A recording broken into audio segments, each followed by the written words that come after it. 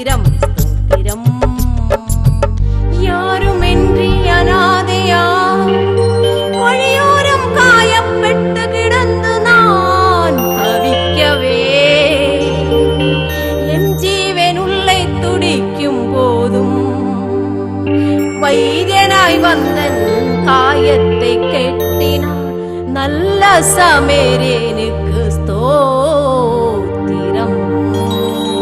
பாதை அறியாமல் வனாந்திரத்தில் பயத்தை உருவாக்கும் வழிகளில் நான் நலையும் போதும் வழி தப்பின ஆட்டை தேடி வந்தார் நல்மேய்ப்பர்க்கென்றும் ஸ்தோத்திரம். வழியறியாமல் நான் அலையும் போதும் அடிபட்டு நான் தவிக்கும் போதும் ஆழியில் நான் அமரும் போதும் காரில் என்னை சூழும் போதும் மண்ணில் இருந்தனை தேடி கண்டெடுப்பதுக்கு விண்ணின் மகிமையே விட்டாயோ தேவா நீ. மண்ணில் இருந்தனை தேடி கண்டெடுப்பதுக்கு விண்ணின் மகிமை விட்ட தேவனுக்கு ஸ்தோத்திரம். ஆகாயத்தை மேகங்களால் விரித்தவரே ஸ்தோத்திரம். பூமியின் எல்லைகளை அளந்தவரே ஸ்தோத்திரம். மின்னலுக்கொரு பாதை உருவாக்கினவரே ஸ்தோத்திரம். மழைக்கொரு நியமம் நியமித்தவரே ஸ்தோத்திரம். ஆழியின் ஆழங்களை அறிந்தவரே ஸ்தோத்திரம். சூரியனுக்கொரு கூடாரம் அமைத்தவரே ஸ்தோத்திரம். சூரியனுக்கொரு கூடாரம் அமைத்தவரே ஸ்தோத்திரம். ஆகாயத்தை மேகங்களால் விரித்தவரே எனக்கு உன் பிரசன்ன மழை பொழிக்க மாட்டாயோ. மின்னலுக்கு பாதை உருவாக்கினவரே எனக்கு உன் பாதை உருவாக்க மாட்டாயோ. மழைக்கு நியமம் நியமித்தவரே எனக்கொரு காலம் நியமிக்க மாட்டாயோ. ஆழியின் ஆழங்களே அறிந்தவரே என் மனசினே கங்களே அறிய மாட்டாயோ. பூமியின் எல்லைகளை அளந்தவரே என் ஆயுள் காலம் அறிவதில்லையோ.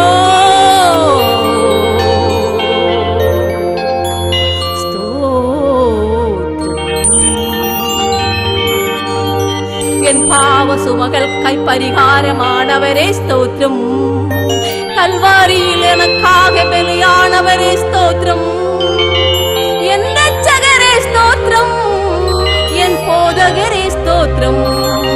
என்னோடு இருக்கும் இம்மானுவேலரே ஸ்தோத்திரம்.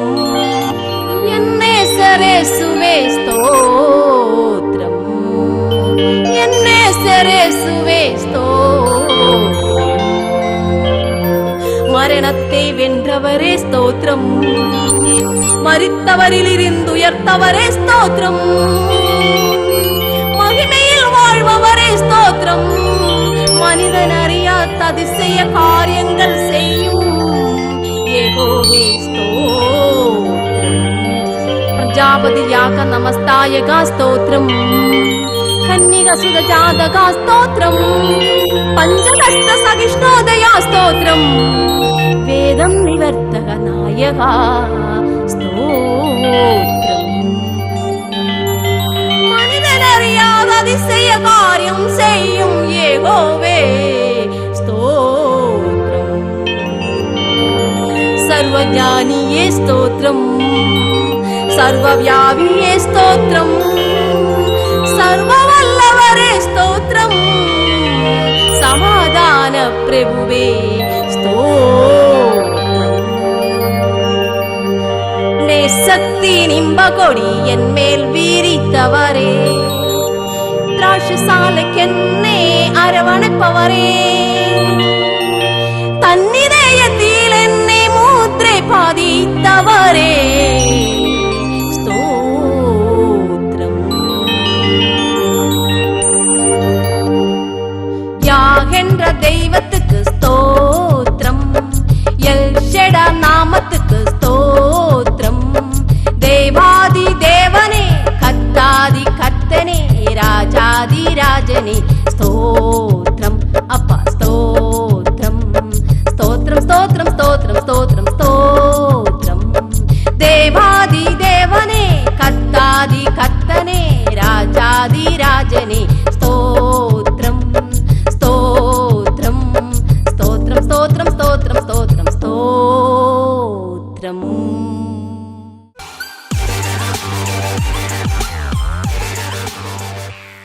பிரைஸ் தி லார்ட், ஹல்லேலூயா. இயேசு கிறிஸ்துவின் திவ்ய நாமத்தில் யாவர்க்கும் என்னுடைய அன்பின் வாழ்த்துக்கள். இந்த நாளிலும் ஜாய் டிவி மூலம் உங்களை சந்திப்பதில் மிக மகிழ்ச்சி அடைகிறோம். ஆரம்பம் அற்புதம் என்ற தலைப்பில் பேசிக்கொண்டிருக்கும் தேவனுடைய வசனத்தினுடைய ஆழமான தேவ செயல்கள், தேவன் முன்குறித்திருக்கும் தேவனுடைய பிள்ளைகளுக்கு வைத்திருக்கும் மகா பாக்கிய பதவி, இன்னும் நாம் அது எப்படியெல்லாம் அவரிடத்திலிருந்து பெற்றுக்கொள்ளலாம் என்று தொடர்ச்சியாக இந்த செய்தியை கேட்கும் நீங்கள் ஒவ்வொருத்தரும் கொஞ்சம் கவனமாக கேட்டால் அது கண்டிப்பாக உங்களுக்கு பெரிய ஆசீர்வாதமாக இருக்கும்.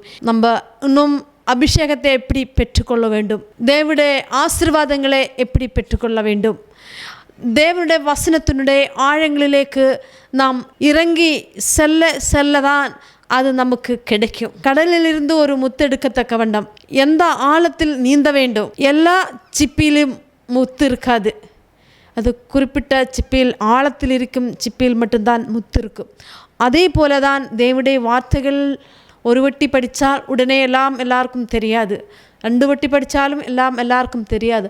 படிக்க ஒரு முத்தே போல சிப்புக்குள்ளே முத்து எப்படி உருவாகுதோ அதே போல இந்த தேவனுடைய அற்புதமான வசனங்களிலிருந்து தேவனுடைய செயல்கள், இன்னும் தேவன் நம்ம வச்சு செய்ய போன பிரதான காரியங்கள், தேவன் நமக்கு வைத்திருக்கும் பிரதான ஆசீர்வாதங்கள், அவருடைய வார்த்தையானது இன்னும் ஜீவனும் சைதன்யமாய் நம்ம ஆத்மாவோடு இணையும்போல் அது மகா பாக்கிய பதவி நமக்கு. இதுதான் நாம் பெற்றுக்கொள்ளும் அபிஷேகம். கடைசி கால தலைமுறையாக இந்த 7வது சபை நாட்களிலே நமக்கு எத்தனையோ பேருக்கு கிடைக்காத இந்த நல்ல பாக்கிய பதவி தேவனை அறிவினாலே நம்ம பூர்ணராய் கொண்டிருக்கிறோம். அந்த ஒரு பாக்கிய பதவியிலேக்கு நாம் ஒவ்வொரு நாளும் போய்கொண்டிருக்கிறோம். நீங்கள் இந்த செய்தி கேட்கும் யாவரும் உங்கள் குரூப்பில் நீங்கள் ஃப்ரெண்ட்ஸுக்கு ஷேர் பண்ணும்போது அது நீங்கள் தேவனோடு செய்யும் பெரிதான ஒரு நீதியாக, ஒரு ஊழியமாக மாறும். நான் பேசும் செய்தி மட்டுமல்ல, இந்த ஊழியக்காரர்கள் பேசுன எத்தனோ கஷ்டங்கள் சகித்து தான் ஒவ்வொருத்தங்களும் தேவனுடைய வேலை செய்து கொண்டு இருக்கிறது. அப்போ தேவ ரகசியங்கள் வெளிப்படுந்த நாட்கள் இதுதான். அப்போ இன்னும் நம்ம தேவனுக்காக செயல்படதான் அது தேவன் நமக்கு தர முடியும். அதனால் மனசாட்சி வச்சு கேளுங்கள், கேட்டு தேவனுக்காக செயல்படுங்கள். கர்த்தர் உங்களை ஆசீர்வதிப்பார். தேவனாய கர்த்தர் தெரிந்து கொண்ட அற்புத தேவ மனிதர்கள், அவர்களுக்கு தேவன் கொடுக்கும் தேவ திட்டங்களும் அற்புதமான ஆரம்பத்தின் தேவனாகிய கர்த்தருடைய நேம கட்டளைக்கு கீழ்ப்பட்டு தேவ சித்தம் செய்யும் தேவ மனிதர்களுக்கு தேவன் வைத்திருக்கும் பாக்கியமும் நன்மையும் கிடைக்கிறது. தேவ சித்தத்துக்கு மறுதலித்து பிசாசுக்கும் உலகத்துக்கும் கீழ்ப்பட்டு வாழும் மனிதர்களுக்கு வரும் ஆபத்துகளை பற்றி பரிசுத்த வேதகாமம் படித்து தியானிக்கும்போது கண்டிப்பாக ஓரோரோ மனுஷாத்மாக்களும் சிந்திக்கும், ஒருபோதும் நான் இந்த பிசாசுக்கும் உலகத்துக்கும் அடிமையாகாமல் வாழ வேண்டும் என்று.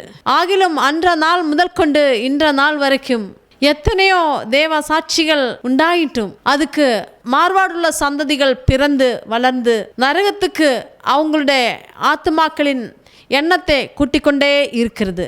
ஆனால் இந்த கடைசி நாட்களில் நம்மை போல கொஞ்சம் பேர்களுக்கு இந்த மகாதேவனுடைய ரட்சிப்பின் பாக்கிய பதவியை அறியத்தக்க வண்ணம் கர்த்தர் நம்மேல் வைத்த அவருடைய மகா இரக்கத்துக்காக கர்த்தருக்கு ஸ்தோத்திரம் செலுத்தலாமா? ஹல்லேலூயா.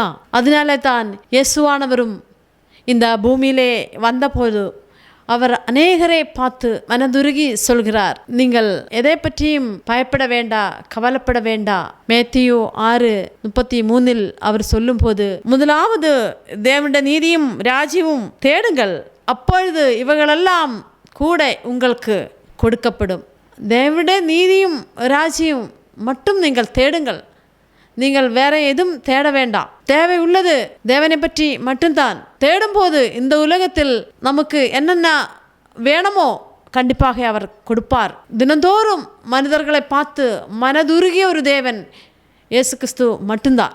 போன எபிசோடில் ஏனோக்கை பற்றி நாம் சிந்தித்தோம். ஏனோக்கை பற்றி நாம் சிந்தித்த போல், ஏனோக் தேவனோடு கூட நடந்ததினால் தேவன் அவரை எடுத்துக்கொண்டார். அதே போல இன்னும் ஒருவர் தேவனோடு கூட சந்தரித்த ஒருத்தர், தேவத்தின் விசுவாசமாயிருந்த ஏனோக்கே தேவன் எடுத்துக்கொண்டார். இதோ நோவா தேவத்தின் விசுவாசத்தின் கிரியையாக மாறுகிறது. ஆதியாமம் 6:12 தேவன் பூமியை பார்த்தார், இதோ அது சீர்கெட்டதாயிருந்தது, மாம்சமான யாவரும் பூமியின் மேல் தங்கள் வழியை கெடுத்தி கொண்டிருந்தார்கள். அப்பொழுது தேவன் நோவாவை நோக்கி, மாம்சமான யாவரின் முடிவும் எனக்கு முன்பாக வந்தது, அவர்களாலே பூமி கொடுமையினால் நிறைந்தது, நான் அவர்களை பூமியோடு கூட அழித்து போடுவேன். சீர்கெட்ட பூமியை அழிப்பதற்கு தேவன் தீர்மானம் பண்ணும்போது, நோவாவையும் குடும்பத்தையும் அதிலிருந்து ரட்சிப்பதுக்கு தேவன் அதிலிருந்து நோவாவையும் குடும்பத்தையும் ரட்சிப்பதுக்கு வழியை சொல்லி கொடுக்கிறார். அது நோவாவுக்கு விசுவாசிப்பதுக்கு மிக கடினமான காரியமாயிருந்தது. ஏனென்றால் அன்று வரைக்கும் நோவா கேள்விப்படாததும் பார்க்காததுமான காரியம்தான் தேவன் நோவாவிடம் சொல்கிறார். அன்று வரைக்கும் பூமியில் மழையே நோவா பார்த்ததில்லை. ஆனால் பார்க்காத ஒரு விஷயம் தேவன் சொல்லும்போது, அந்த காரியம் அறியாமல் இருந்தாலும் தேவன் தாமே சொல்கிறார் என்று நினைத்து அப்படியே நோவா தேவனுடைய வார்த்தைக்கு கீழ்ப்படுகிறது.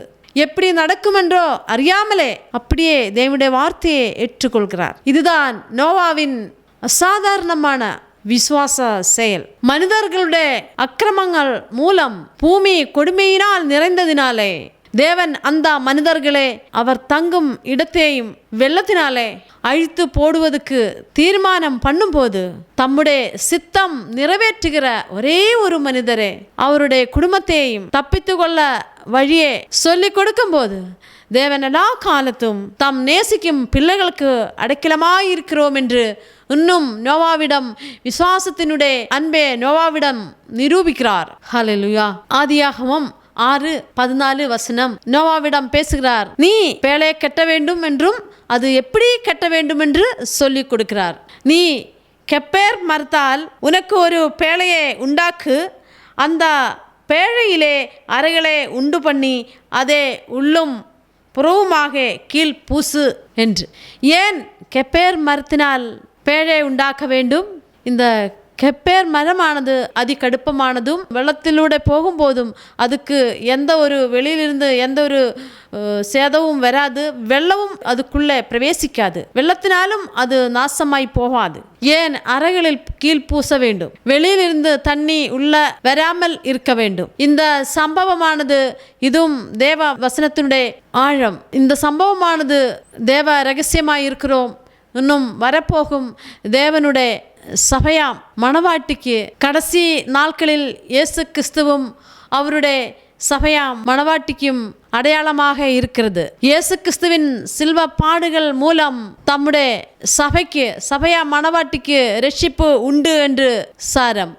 கடைசி நாட்களில் உலகத்தில் அதிக அழிவும் கஷ்டங்களும் வரும்போது இயேசு கிறிஸ்துவினுடைய இரத்தத்தினாலே இயேசு கிறிஸ்துவில் கூடி ரட்சிக்கப்படலாம், இயேசு கிறிஸ்துவில் கூட ரட்சிப்பு உண்டு, மீட்பு உண்டு என்று அன்ற நாளிலே இந்த சம்பவத்தை வைத்து நமக்கு அடையாளமாக கொடுத்திருக்கு. அந்நாட்களில் வாழ்ந்து கொண்டிருக்கின்றவங்களுக்கு அதை பற்றி ஒன்றும் அறியாமலே ஒரு தேசத்தில் பாருங்க, எல்லாரும் வெள்ளத்தினாலே அழிந்து போகும்போது ஒரே ஒரு குடும்பம் மட்டும் தனிச்சு, நோவாவும் அவங்க குடும்பம் மட்டும் தனிச்சு அந்த பேழைக்குள்ளே இருக்கும்போது, இந்த சம்பவமானது எல்லா தேவபிள்ளைகளுக்கும் தெரிந்த விஷயமானதினால் அந்த சம்பவத்தினுடைய பொருள் இந்நாட்களில் அது நமக்கு எப்படி இது நம்ம எடுத்துக்கொள்ள வேண்டும்?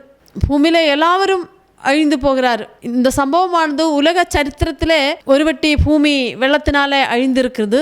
நோவாவிட பேழையும் கண்டுபிடிக்கப்பட்டிருக்கு. ஆனால் அவங்களுக்கு விஞ்ஞானிகளுக்கு அது என்றென்னு அறிவதில்லை. விஞ்ஞானத்தின் மூலம் தேவனை தேடுனவங்களுக்கு அவரை கண்டுபிடிக்க முடியாது.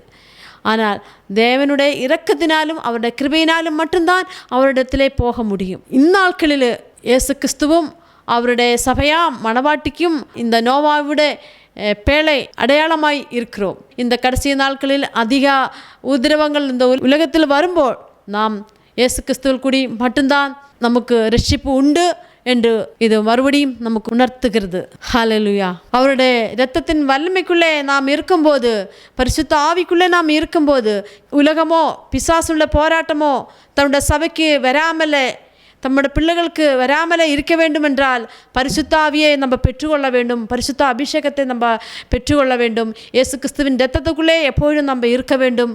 ஏனோக்கு தேவனோடு கூட நடந்ததினாலே தேவன் அவரை எடுத்துக்கொண்டார். உலகத்திலிருந்து ஏனோக்கு காணாமல் போனாலும் தேவனுடைய காரியங்களுக்காக ஏனோக்கு எடுக்கப்பட்டது போல ஏனோக்கு சபைக்கு அடையாளம், இயேசு கிறிஸ்துவனுடைய மணவாட்டிக்கு அடையாளம். நம் கர்த்தராகிய இயேசு கிறிஸ்துவை விசுவாசித்து புது மனிதனாக மாறி தேவ சித்தம் செய்து தேவனுடைய வருகையில் போலே தேவ சித்தத்துக்காக நம்ம எடுக்கப்பட்டு தேவனுடைய வருகையில் கண்டிப்பாக நாம் மறுரூபமாய் தேவனோடு கூட அவரோடு கூட இருப்பார் என்று சபையா மணவாட்டிக்கு இன்னும் விசுவாசத்தை கொடுக்கிறது. நோகா மூலம் இயேசு கிறிஸ்துவில் கூடி மட்டும்தான் ரட்சிப்பு உண்டு, பாவத்துக்கு மன்னிப்பு உண்டு, இந்த உலகத்திலிருந்து விடுதலை உண்டு. இயேசு கிறிஸ்துவில் கூடி மட்டும்தான் நித்திய ஜீவனுக்குள்ளே பிரவேசிக்க முடியும், நித்தியமான வாழ்க்கையை நம்ம அடைய முடியும் என்று உறுதிப்படுத்துகிறது. ஹல்லேலூயா. இன்னும் ஆவேல் என்ற தேவனுக்கு நடந்த ஆதிபலி, ஆவேல் மூலம் நமக்கு தேவனே மனுஷ பாவங்களுக்காக கொடூரமான மனிதர்கள் கர்த்தராகிய இயேசு கிறிஸ்துவை சிலுவையில் அறைவார், ஆனாலும் அவர் உயிர்ப்பார். ஆபேலுக்கு பதிலாக தேவன் சேத்தை ஆதாமுக்கு கொடுக்கிறது. ஆபேலுடைய ஆவியை பெற்று சேர்த்து பிறக்கும் போல இந்த உலகம் இயேசு கிறிஸ்துவை ஏற்றுக்கொள்ளலாலும் இந்த மண்ணாகும் சரீரம் நமக்கு நஷ்டமானாலும் தேவனுடைய இன்னும் ஒரு சரீரம், மகிமையின் சரீரம் நமக்கு கொடுப்பார்.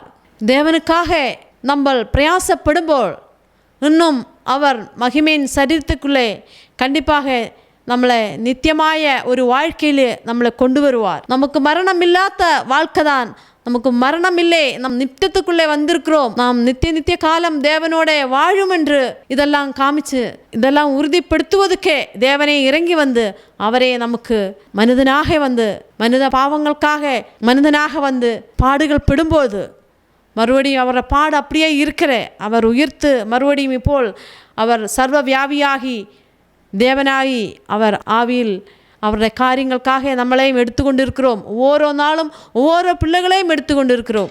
இன்னும் இந்த முடிவில்லா ராஜ்யத்தினுடைய பிள்ளைகளாக அநேகர் இருக்கிறார். அவங்களெல்லாமே தேவனிடத்தில் வர வேண்டும். அதுக்காகத்தான் தேவனுடைய வருகையை தாமதமாய் கொண்டிருக்கிறோம். ஆனால் இன்னும் அதிகம் நாட்கள் இல்லை, அவர் சீக்கிரம் வரப்போகிறார். ஆதியாமம் 6 ஃபர்ஸ்ட்லேயே நம்ம படிக்கும்போது மனுஷனுடைய நினைவுகளெல்லாம் நினைவின் தோற்றங்களெல்லாம் நித்தவும் பொல்லாதவை என்று தேவன் பார்க்கிறார். அதே போல பிசாசினுடைய ஆவியும் மனுஷனுக்குள்ளே பிரவேசித்து மனுஷனே ரொம்ப மோசமான பாவங்கள் செய்ய வைக்கிறார். ஆனால் வேதத்தில் நம்ம சோதித்து பார்க்கும்போது பாவங்கள் எந்த இடத்துல எப்போது நிறைய பெருகி இருக்கிறாங்களோ அப்போவெல்லாம் தேவன் பூமிக்கு அழிவு கொடுத்து கொண்டே இருக்குது. இந்நாட்களிலும் பாவம் பெருகி கொண்டே இருக்குது. அதனால தான் இந்நாட்களிலும் அழிவு வந்து கொண்டே இருக்கிறது. இப்போதும் கொரோனா இந்த வைரஸ் எல்லாம் கொஞ்சம் கம்மியாக இருக்குது, மறுபடியும் இப்போ கூடி இருக்குன்னு சொல்கிறேன். அப்போ இன்னும் இதுக்கு வந்து ஒரு இந்த உலகத்தில் நம்ம நினைக்கிற மாதிரி ஒரு சந்தோஷம், நம்ம நினைக்கிற மாதிரி நிறைய நாள் சமாதானமாய் வாழலாம் இப்படியெல்லாம் நம்ம சிந்தனை பண்ணவே முடியாது. காரணம் பாவம் பெருகும்போதே நம்ம நினைக்கணும் பூமிக்கு இன்னும் அழிவு வரப்போகுது என்று. தேவ பிள்ளைகளே, நம்ம அதிகமாக தேவனோடு இணங்கி அவரை சித்தம் செய்வதற்கு தினந்தோறும் நம்ம ஒப்பு கொடுக்கலாம். அவர் தாமே நம்மளுக்கு கிருபை கொடுക്കുന്നவர், அவர் தானே நம்மளை நடத்துனவர். நம்ம பலத்தினாலும் அல்ல, நம்ம பராக்கிரமத்தினாலும் அல்ல, ஆனால் தேவனுடைய ஆவியினாலே எல்லாம் ஆகும் என்று அவர் சொல்லும்போது அந்த அவருடைய வார்த்தையை இன்னும் நம்ம முருகை பிடித்து விசுவாசித்து கொண்டு இந்த விசுவாச பயணத்தை அவருடைய வருகைக்காக இன்னும் காத்திருந்து கொண்டு விசுவாச பயணத்தை தொடங்கியவர் அவர்தான். இந்த வாழ்க்கையை நமக்கு கொடுத்தவர் அவர்தான். அவர்தான் நம்ம வாழ்க்கை நம்ம வாழ்க்கை முடிவதில்லை. நம்ம பயணம் தொடர்ந்து நம்ம போய்கொண்டே இருக்கு. ஆனால் உலகத்தினுடைய வாழ்க்கை, பிசாசினுடைய அடிமையில் இருக்கின்ற உலக இச்சைகளில் இருக்கின்றவங்களுடைய வாழ்க்கை அது நரகமாக போகுது. ஆனால் இந்த வாழ்க்கை, தேவனோடு இருக்கின்ற வாழ்க்கை, தேவ பிள்ளைகளுடைய வாழ்க்கை, அதுதான் பரலோகம். இந்த பரலோக சந்தோஷத்தை இப்போவே நம்ம ஆவியிலே அனுபவித்து கொண்டு இருக்கும்போது, இந்த தேவனுடைய வல்லமையான பரிசுத்த ஆவியினுடைய சந்தோஷ சமாதானத்தை நம்ம அடைஞ்சு கொண்டு இருக்கும்போது, நம்ம இன்னும் சமயத்தை இன்னும் வேஸ்ட் பண்ணாமலே அடுத்தவங்களுக்கும், நம்ம ஆண்டவர் முன்குறிச்சவங்க மட்டும்தான் அவரிடத்தில் வரும், அது அவருடைய திட்டம். ஆனால் நம்ம யாரையும் மாற்றவும் முடியாது. ஆனால் அவர் கொடுക്കുന്ന வேலை, இது செய்யணும் சொன்னால் இது செய்யணும், அவ்வளோதான். அது செய்தால் மட்டும் போதும். நம்ம அது செய்யும்போது கர்த்தருடைய சித்தம் இந்த பூமியிலே நிவர்த்தி ஆகிடும். இதோ இந்த வாழ்க்கை ஆட்சி எல்லாம் முடிய போகுது. ஆனால் 1000 வருஷம் அரசாடும் ராஜன் வரப்போகுது. அவரோடு கூட, அந்த மகாராஜனாயா இயேசப்பாவோடு கூட, இயேசுவோடு கூட, அவரை மனவாட்டியாம், அவரை பிள்ளையாம் நம்ம தான் அரசாட போகுது. அதனால இந்த வாழ்க்கை கூடிய சீக்கிரம் முடிய போகுது. இந்த பூமியை ஆண்டவர் பரிசுத்தப்படுத்த போகுது. இந்த பூமியை ஆண்டவர் நியாயம் தீர்த்து தான் பரிசுத்தப்படுத்த வேண்டும். புதியது வரத்தக்க வண்ணம் பழையது ஒழிந்து போக வேண்டும். இப்போ வீட்டில் ஒரு புதிய திங்ஸ் வாங்கி போடும்போல் பழைய திங்ஸ் நம்ம எடுத்து போடுந்த போல புதிய ஆண்டவருடைய ராஜ்யம் வரத்தக்க வேணாம், அவர் இந்த பூமியை பரிசுத்தமாக்க வேண்டும் இல்லையா?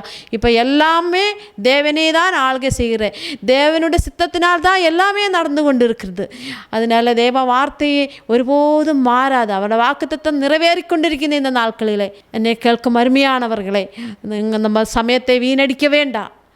இதுவரைக்கும் நம்ம வீணடிச்சது போதும். எல்லா நாட்களிலும் கர்த்தர் கொடுத்திருக்கின்ற எல்லாத்துக்கும் ஸ்தோத்திரம் சொல்லி எல்லா சமயத்திலும் ஆவியானவரோடு கூட நம்ம தொடர்ந்து பயணம் செய்யலாம். கர்த்தர் உங்களை ஆசீர்வதிக்கட்டும். ஆமீன். கர்த்தாவாம் இயேசுவே வேகம் வாரும். அவரை சந்திக்க ஆயத்தமாகலாமா?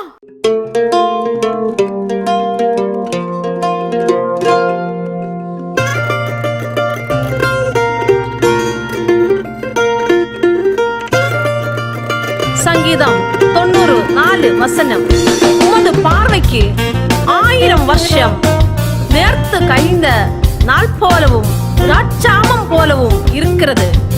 மாயை போல் மறையும் எங்கள் மனித வாழ்க்கையில் எங்கள் நாட்களை அறியும் ஞானத்தை எங்களுக்கு கொடுப்பீராக. மாயை போல் மறையும் மனித வாழ்க்கையில் நிழல் போலை மறையும் நிமிடங்களும் அதில் எனக்கு கிடைத்ததெல்லாமே நீர் தந்ததானம் தானே. அதில் எனக்கு கிடைத்ததெல்லாமே உன் ஆசீர்வாதம் தானே. கிருபை கிருபை புது கிருபையால் தினம் நிரப்பானமே. ஆராதனை துதி ஆராதனை துதி ஆராதனை துதி இயேசுவுக்கே.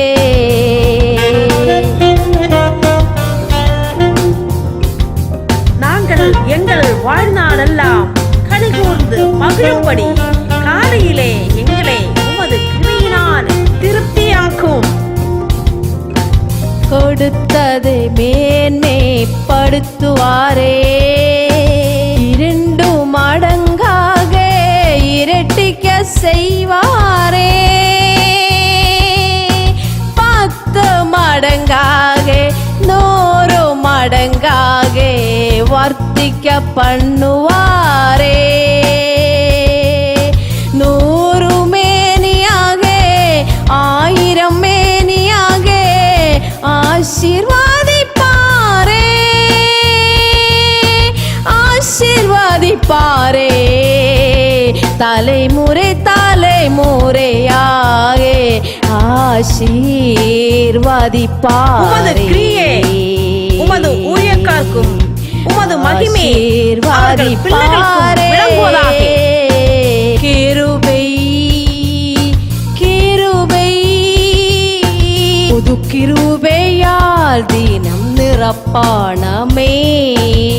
ஆராதனை துதி ஆராதனை துதி ஆராதனை துதி இயேசுவுக்கே.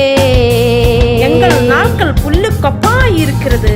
அது காலையிலே முளைத்து பூத்து மாலையிலே அறுப்புண்டு உதிர்ந்து போ.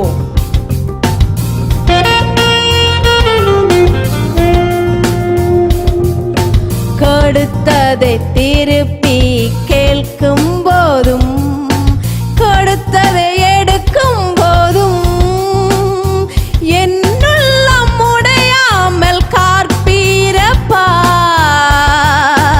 என் குயவரே பரம குயவரே.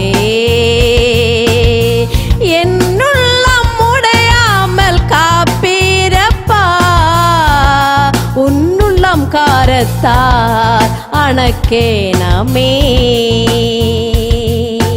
குயவன் கரத்திலே களிமண் பாண்டம் நானே. மெனைந்தது உடையும் போதும் உடைந்ததை மறுபடி மெனையும் போதும் என்னுள்ளம் உடையாமல் காப்பீரப்பா என் குயவனே பரம குயவனே. கிருபை கிருபை புது கிருபையால் தினம் நிரப்பானமே.